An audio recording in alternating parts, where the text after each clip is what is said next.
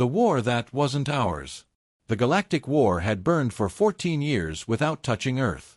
Every week, the interstellar news feeds screamed of worlds reduced to molten rock, fleets shattered into drifting wreckage, and alliances splintered under the Dominion's relentless expansion. And every week, Earth tuned in just long enough to confirm it was still someone else's problem. Neutrality wasn't just a policy, it was survival. Humanity's starships were fast and clever, but hopelessly outgunned by the behemoths that prowled the war zones. The United Nations Space Council had built its strategy on one principle: we're too small to fight, but too valuable to destroy. Our system's wormhole gate linked several key trade routes, and so long as both sides needed that junction, neither dared scorch the solar system. Captain Mara Kade had made a career out of that fragile balance. Her patrol cutter Aegis was one of a dozen ships that enforced the exclusion zone around the gate. No warships from either side were allowed within 2 light hours of Earth space. The job was usually dull: sensor sweeps, hails to stray freighters, the occasional drunk merchant captain who thought a blockade didn't apply to them. Until today. Her comms officer's voice was tight. Unidentified contact, bearing 065 Mark III. Small craft, low energy signature, no transponder. "Show me," Mara said. The display resolved into a flickering sensor image, something barely holding together, tumbling slowly through the darkness. "A lifeboat." "Recover it," Mara ordered. Her gut tightened. Lifeboats this far from the lanes meant trouble. Minutes later, Aegis's docking bay clanged shut around the battered pod. Its hatch hissed open, and medics hurried forward. Inside lay a figure swathed in alien combat armor, its surface scorched and pitted. The armor plates hissed as they disengaged, revealing the injured occupant: tall, lean, reptilian, skin a deep bronze, eyes like molten gold. The medic glanced up. "He's alive, barely. Multiple plasma burns. Something's embedded in his forearm, looks like data storage." Mara crouched beside him. "Do you understand me?" The alien's gaze locked on hers. His voice rasped in accented standard. "Protect this." His hand shoved a small, sealed module toward her before he slumped into unconsciousness. Before she could respond, the Aegis's proximity alarm shrieked. "Captain, Dominion warship inbound." "They just jumped into the exclusion zone," the sensor officer called. Mara felt the air grow colder. The Dominion didn't ask for things. They took them. "Signal them," she ordered. "Advise they are in violation of treaty space and must withdraw."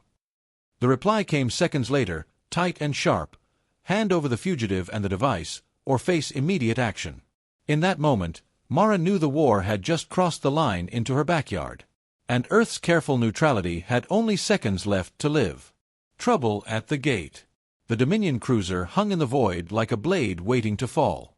Even on Aegis's tactical display, its silhouette radiated menace: sleek, black hull studded with weapon nodes. It was 3 times the cutter's size and carried enough firepower to swat them out of existence.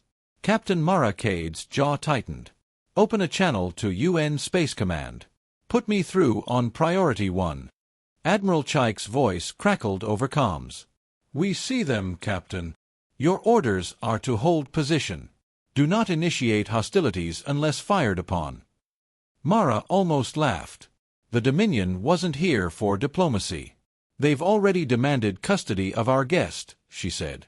"They know he's aboard." "Understood. Reinforcements are inbound from Luna Defense, ETA 20 minutes. Buy us time." 20 minutes might as well have been 20 years. The Dominion's next transmission proved it. "Neutrality is a shield for cowards," the alien voice snarled. "This fugitive carries stolen military intelligence. Return him, or your planet will burn with him." Mara killed the channel. "Helm, bring us between them and the gate. Weapons to standby." Below deck, in the med bay, Dr. Ethan Voss leaned over the injured alien. The being, Karat, was barely conscious but refused to let go of the sealed data module. Voss had spent the last hour coaxing fragments of his language through translation algorithms. What emerged was troubling. "Captain," Voss said over the secure line, "this isn't just intelligence. It's evidence. Karat claims it proves the Dominion carried out mass civilian exterminations in coalition systems. Millions dead. If the coalition gets this, They could turn half the galaxy against the Dominion. That explains why our friends outside are frothing at the mouth, Mara muttered. The cruiser began to advance, ignoring the exclusion perimeter. The Aegis's proximity alarms wailed again.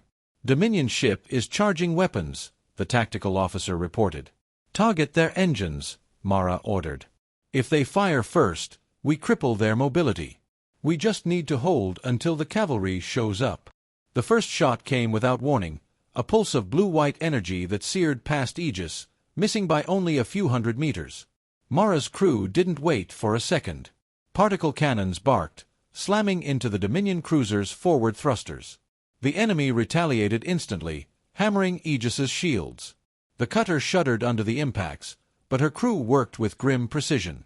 Multiple smaller contacts launching from the cruiser, sensors called out. Boarding craft inbound, vectoring toward the Jupiter defense ring. It clicked together in Mara's mind. They're not here for a fight, they're here for Karat. If they can't grab him from us, they'll take him off any orbital they can reach. She opened the fleet-wide channel. All units, boarding craft priority targets. Don't let them land anywhere in system. Out the viewport, streaks of light flared as Earth's defensive frigates engaged. The Dominion cruiser pressed forward, unrelenting. And somewhere deep in Aegis's medbay, an alien clutching a secret that could shatter an empire struggled to stay alive, while the war outside edged closer to Earth's front door. The same HFY tone and narrative focus. The first blow. The first Dominion boarding craft made it past the defensive net. It slammed into Dock 6 of the Jupiter defense ring with a soundless flash, too fast for interceptors, too close for the ring's cannons to track. Within seconds, the station's internal comms filled with screams and weapons fire. Security teams scrambled to respond, but these weren't pirates. Dominion Marines were genetically engineered shock troops, taller, faster, stronger than any human soldier. Captain Mara Kade's voice cut through the chaos over the fleet channel. All units, Dominion forces have breached the ring. Redirect strike teams, contain the incursion. Priority is to keep Karat off their hands. Off their hands, Dr. Ethan Voss thought grimly as he crouched in Aegis's medbay, sealing Karat's wounds with the autosuture. If the Dominion got him, the war crimes evidence would vanish into the void, and Earth's neutrality would be nothing but a tombstone inscription. Karat's eyes flickered open. His voice was low but urgent. They will destroy Gate. No escape for you, for anyone. Voss froze. They're going to cut Earth off. Karat nodded weakly. If Gate gone, Coalition isolated. Dominion wins. The implications were staggering. Destroy the Wormhole Gate, and Earth wouldn't just lose trade, it would be trapped in a backwater pocket of space, its allies unable to reach it. Meanwhile, Mara boarded a gunship with her strike team. The docking clamps released, and the ship shot toward the embattled defense ring. She'd fought pirates before, even repelled the occasional rogue mercenary crew, but this was different. The gunship docked hard against Dock 6's secondary airlock. Mara's Marines poured through, rifles barking, stun grenades exploding in white bursts. Dominion Marines fought like machines, coordinated, precise, lethal. But humans were unpredictable. Mara's team used cramped maintenance shafts and blind corners to outflank them, chipping away at their advance. Reports poured in, other Dominion boarding craft had landed on Luna City and even low-orbit habitats. The attacks weren't random, they were spreading Earth's defenders thin, forcing them to choose where to bleed. In the council chambers, Ambassador Yelranos addressed the UN Space Council with unusual urgency. "Your neutrality is dead," she declared. "The Dominion has chosen you as an obstacle to be removed. Fight now or be swept aside." Half the chamber still clung to diplomacy. The other half demanded retaliation. But as casualty lists from Jupiter and Luna rolled in, the middle ground vanished. Back at the defense ring, Mara's strike team finally drove the last Dominion Marine into retreat. But victory was short-lived. Sensors showed a second wave of ships entering the system. Bigger. Voss's voice came through on Mara's private channel. "Captain, they're massing for the gate. Karat says they're going to take it out entirely." Mara's grip on her rifle tightened. Then this isn't just a defense anymore. She looked out the viewport at the stars, where enemy ships gathered like storm clouds. This is our war now. Humanity's answer. The Dominion fleet arrived in full, a wall of black hulls, their dry flares painting the darkness. At their center loomed the Virex Maul, a dreadnought whose guns could split asteroids. Their formation arrowed toward the Wormhole gate. From the command deck of Aegis, Captain Mara Kade watched the tactical display bloom red. All Earth defense assets, this is Kade. Form up on the gate. No one gets past us. Across the solar system, humanity moved. Orbital defense platforms powered up railguns. Missile batteries on Luna swung into firing arcs. Civilian freighters were hastily refitted with decoy drones and ECM pods. Humanity had never fought a war like this, but they'd had centuries to perfect the art of making do with what they had. In Aegis's med bay, Dr. Ethan Voss clasped Karat's forearm. The alien was still weak, but his voice had regained steel. This battle, you must win, or all is lost. We'll win, Voss promised. And when we do, we'll make sure your evidence reaches the entire galaxy. The Dominion struck first. A spearhead of cruisers drove toward the gate, their main batteries punching through the outer defense ring. Mara ordered the fleet to scatter, then reform inside an asteroid field the Dominion had ignored. It was the kind of maneuver no Dominion admiral would risk. But humans thrived in chaos. From behind tumbling rock and dust, Earth ships emerged in waves, firing every missile and rail slug they had.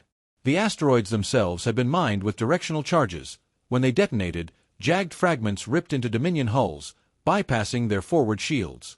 The Virex Maul plowed through regardless, heavy guns blazing. Mara had one last card, the decoy fleet.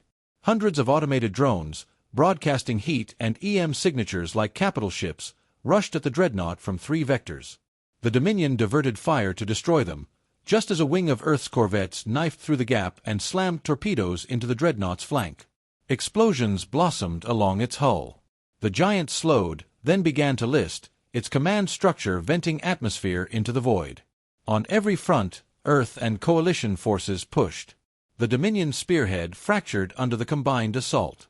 Some ships broke formation, others detonated as reactor fires spread. Mara's voice echoed across the defense net.